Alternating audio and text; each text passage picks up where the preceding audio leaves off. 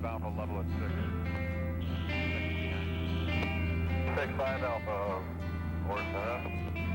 Eagle Plane 76, Eagle Plane 242, regional approach 119.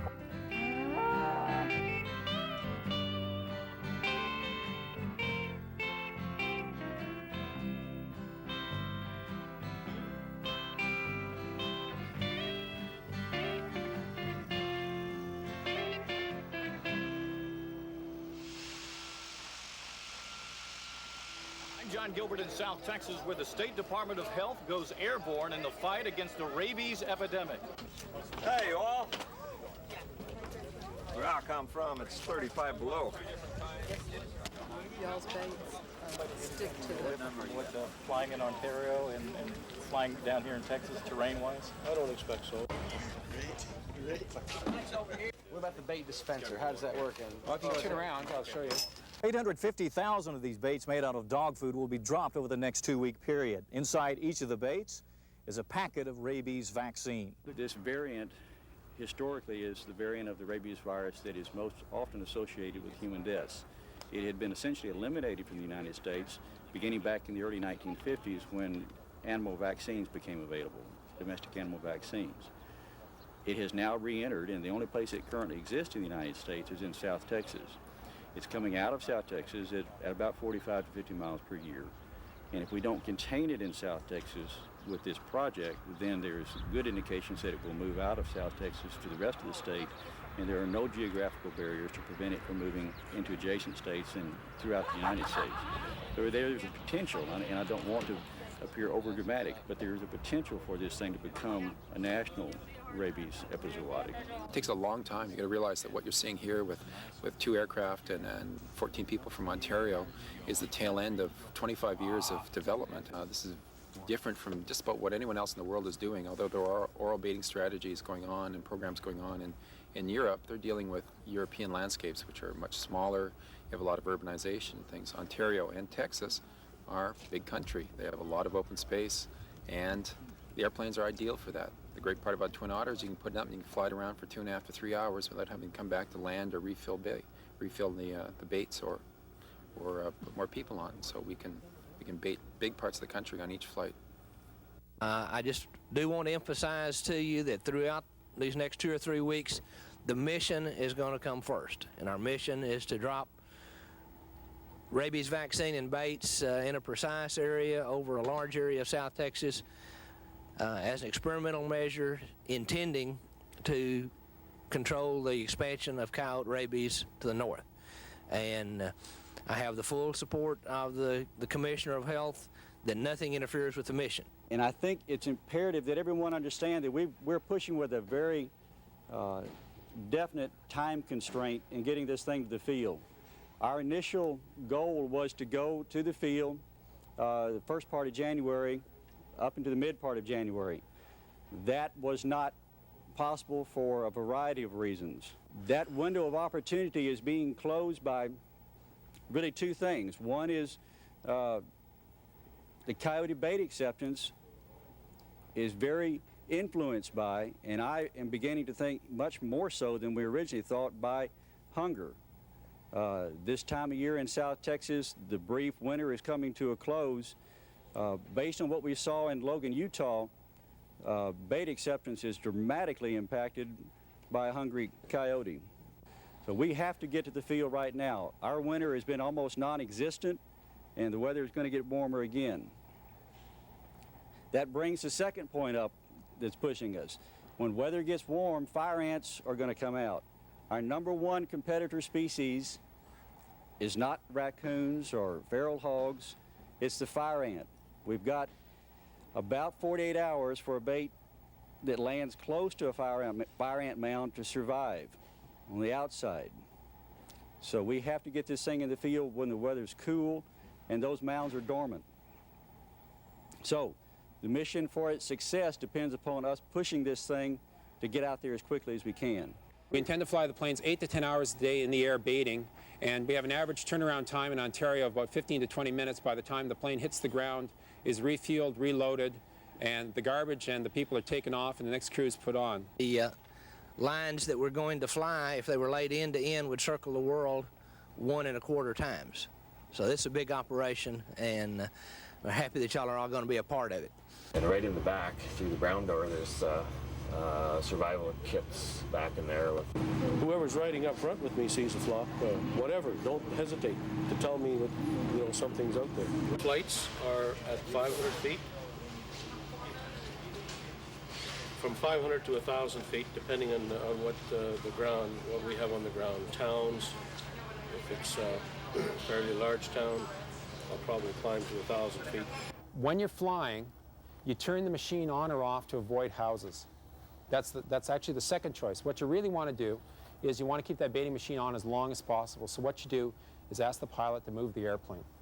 So the GPS is only a guide. There's a little, we'll get the pilots to explain everything to you, but there's a little thing that shows you on the line or how far you are off the line they have. Don't worry about it. The GPS is a guide to put the airplane into the relatively right position to drop the baits. If there's farmhouses down the line, tell the pilot to move the plane over a little bit. The baits are loaded standing on end, so they come down the conveyor. So you've got a whole mess of stuff to help you with. Don't get confused by all of it. The main point of being a navigator is... Don't hit something. Good. Here we go.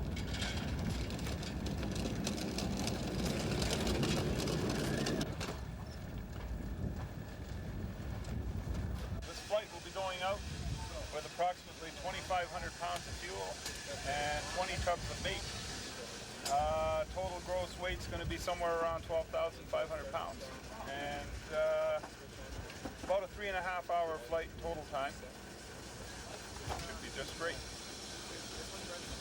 That cart right there is going to make it. One otter for our type of operation is certainly the most specialized type of machine we could get with its short takeoff and landing capabilities, the availability of large cargo doors, the camera hatch, which has been a real mainstay with regards to fish planting and again this rabies program we've been doing for the last 6 or 7 years now. Generally a good all-round airplane. It's safe, reliable, but with its short field capabilities we're able to operate off of just any airport we can find that's away from the mainstream of heavy ATC traffic. And it just fits the need all around. So if we've got a little 2,000-foot strip somewhere that we could operate that would be more in the middle of the baiting area, then that's the one we want. It saves the client money and it makes the job go a little faster all around. This is Rabies Control, go ahead, over. Dan, we just turned at 900, 901, and we're westbound to 902. So we'll be coming up to the Rio Grande shortly and flying right up the upriver about 10 miles and then back down to our original starting point and then back inland again. Okay, so that's Mexico. Doesn't look too much different than Texas.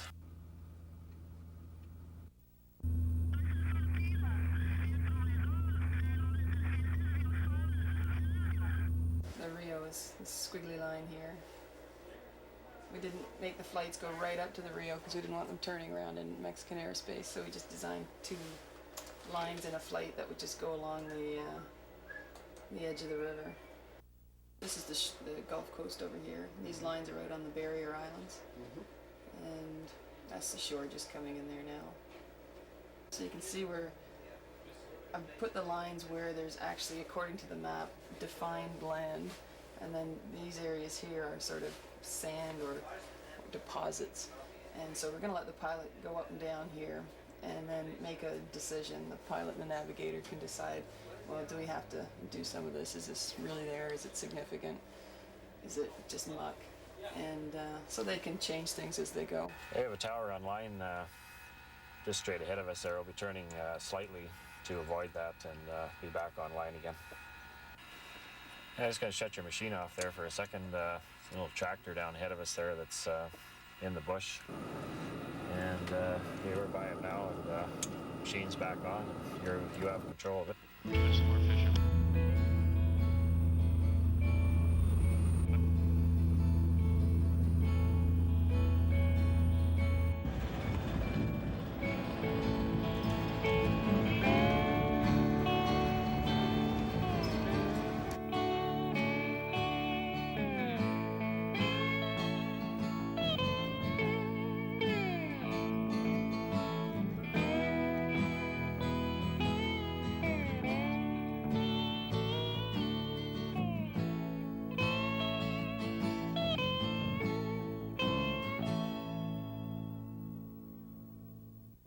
came face to face with two jet trainers out of one of the Air Force bases. They came right alongside.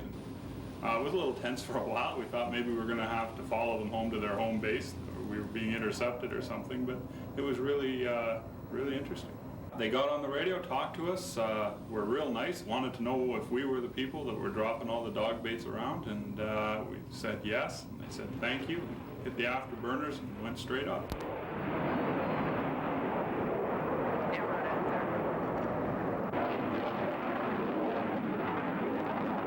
Pleasanton Airport we've selected because of its availability of jet fuel. It's quiet, it's outside the major control zone, and offers those very short turnaround times, and is basically right in the center of the area we're doing, so that we can stretch out either way depending upon weather factors. One area that was a little concerned, but was the area down on the Mexican border with the drug problem going on. They have some tethered balloons that actually go as high as 15,000 feet. If you can imagine a tethered balloon going to 15,000 feet, kind of awesome. So we're really in a bind. I'd sure feel a lot more comfortable if we had those balloons down while we're in the area, and maybe have a frequency we can talk to them and make sure that we're not infringing in their operation there. And what we do, we have two planes that are here from Canada. And do we have two airplanes here from Canada? What we need to do is fly by that blimp and to drop some of those baits out, and we need to get permission from y'all to do that. Thank you. Okay. If we just had a time with you, which time we could get permission with the balloon, leaving it on the ground, so that we could drop by and drop those baits off. Sir? What altitude do you drop those in? 500 feet. 500. 500 feet, sir. Yes, sir. But it looks like in my instance here, if we change all of What day, do you have any idea what day would be? We'll schedule it for Monday.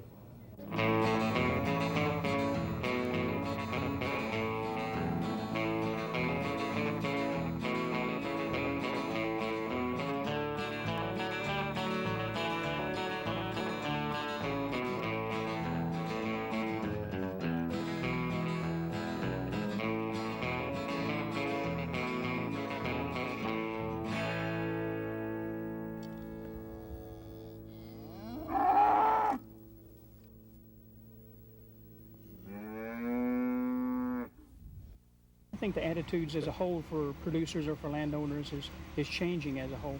There probably was a time whenever a lot of producers might have felt they didn't want any wildlife on their place. But as time has gone on, we see how producers now, many times, what they want to do is they want to have wildlife because that's a natural resource that they can use or utilize in conjunction with their operations, such as raising cows or whether it's sheep or goats. But I don't know of anybody with big animals, I mean cattle, that is really, hard against the coyote. I think they're just a part of the ecology, and we, like I say, we haven't had any problems with them. They help us clean up, keep things clean around, and that's the way it's supposed to be. Coyote fits in with us good because there are always some animals that are dead for some reason or another, baby calves and what have you, and the coyotes clean it up for us, along with the buzzards. Carry on, they complete the ecological balance here. So we like the idea of having coyotes around. One man was hunting and sitting in a deer blind. A little half-grown, far-grown coyote came walking by, and he just reached out, picked it up, set it on slack, and didn't think anything about it. Petted it for a while, and the coyote all of a sudden just went ballistic, bit him, and not serious, but on the hands. He threw it out and ran off. Didn't shoot it. Got home and his wife said, what are you thinking about? You're thinking he did not consider it. And it has to, you have to consider it. Kind of scary. We're not used to that. We're not used to coyotes. You don't see them. You hear them, but most people don't see them. It really isn't a shock when they come up to and try and attack you.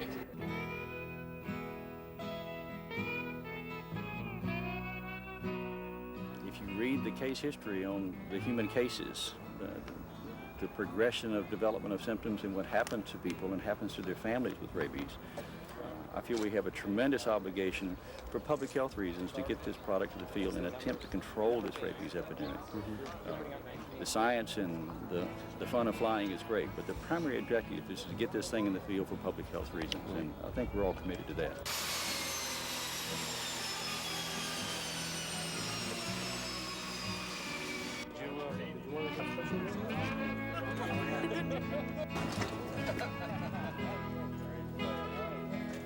The crew, you know, when you hear you're going to work with somebody, you always wonder what they're going to be like, and it couldn't be any better. The Canadian crew is super. I tell you, the people from Texas are great. I even came back with calling people sir. They just call you sir out of principle, and they're beautiful people.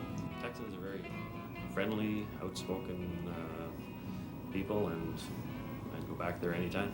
They didn't want us to leave. There was no doubt about that with the friendships that were built.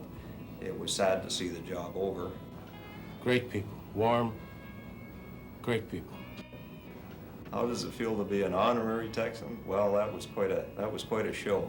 The presentation that was made to us at the Texas legislature when we were made honorary Texans, I was deeply moved and appreciative of the honor. Goose pimples, a little shaky and excited and emotional, quite emotional about the whole thing. Speaker members, I'd like to suspend unnecessary rules, take up H.R. number 272, which is the resolution commending the Ontario Ministry of Natural Resources for their efforts in providing us a very valuable service regarding vaccine program that they did for us to ensure that we held down the rabies epidemic that was been occurring across the state. We have these honorary Texans here with us today from Canada who did a tremendous job for the state of Texas. Please join me in adoption of this resolution and also to give an extended welcome to these fellow Texans, honorary Texans for here today from Ontario, Texas. Would you please stand? Stood up in the gallery and were applauded by all the Texans that were down on the floor, and there was a lot of pride in the room. They appreciated the work we did, and it felt real good. It is quite an honor to have the to be bestowed an honorary Texan. We didn't expect this. It was quite an end to a very exciting program.